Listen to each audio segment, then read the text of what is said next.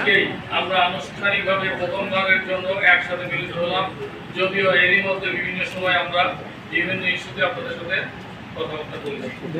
আজকে আমরা একসাথে হয়েছি বাংলাদেশের রপ্তানি পণ্যে মার্কিন যুক্তরাষ্ট্রের শুল্ক হ্রাসের বিষয়টি নিয়ে আপনাদের সাথে মত বিনিময় করা এবং এর প্রেক্ষাপট বর্ণনা করার জন্য। যদিও ইতিমধ্যে গত 2 দিনের পত্র পত্রিকাতে এবং ইলেকট্রনিক মিডিয়াতে এভাবে অনেক সংবাদ প্রকাশিত হয়েছে, তারপরেও আমরা উপলব্ধি করেছি বিষয়টি নিয়ে আপনাদের সবার সাথে আলোচনা করা এবং এই ট্যারিফের বিষয়টা পর্যালোচনা করা এবং পরবর্তীতে আমাদের কি পদক্ষেপ হবে সেটা নিয়ে আপনাদেরকে অবহিত করা।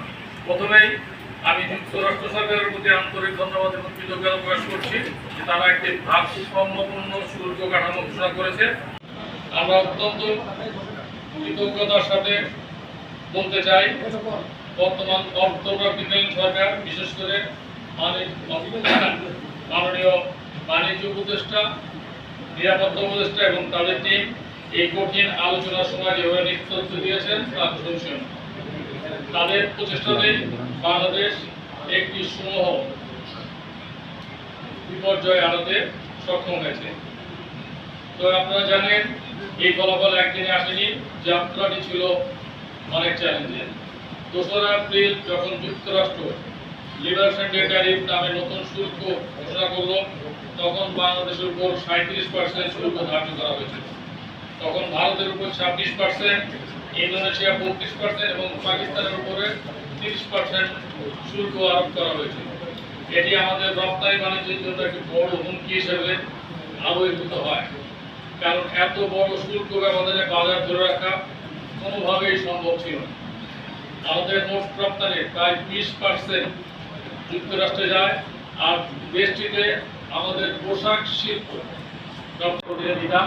এখন যে অতিরিক্ত 20% শুল্ক নির্ধারিত হয়েছে, এর ফলে আমাদের মোট শুল্ক দাঁড়াবে 34.5% হবে, যা বিভিন্ন পণ্যের জন্য বিভিন্ন আকারে আরোপিত হবে।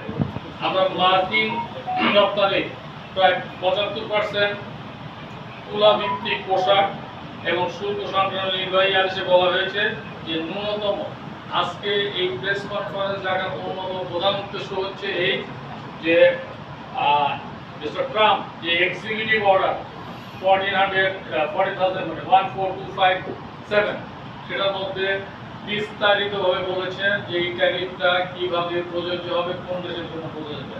আজকের এই প্রেস কনফারেন্সের অন্যতম প্রধান উদ্দেশ্য হচ্ছে এই যে এই এক্সিকিউটিভ অর্ডারের ক্লজ নাম্বার F পৃষ্ঠা 13